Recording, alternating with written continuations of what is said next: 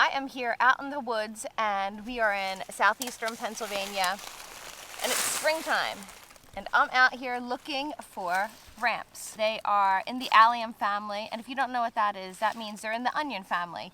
They are wild leeks, and they have a really great oniony, scalliony, leaky flavor that is a really super special ingredient that goes by like this. Chefs love them, restaurants love them, you should love them. So if you want to get out into the forest and look for these, you want to do it in the early spring. And what you're going to be looking for is plants that look like these. They kind of look like tulips coming up, and they come up around the same times as tulips. And they look like bunny ears. And you know I love that reference because I have bunnies.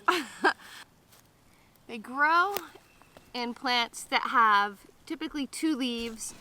Sometimes they have 3. And they have this really awesome like little bulb at the bottom with the roots where it goes from white to pink to the green bunny leaves. And this is what they look like if you dig them out of the ground. Now you can take the bulbs and pickle them, saute the greens, grill the whole thing, whatever you want to do. I like to take just the leaves and leave the bulbs in to let them continue to grow and to be sustainable. If you are out here picking, you know, this is what I like to do. I like to snip and just get a bunch of leaves. As you see, they grow in clusters, right? They're all around me. And what you want to do if you are picking, do not pick the whole thing. Only pick about 1/3 of it. Leave the other 2/3 so they continue to grow back season after season. Do not yank them and pull them up out of the ground. You will ruin the root structure.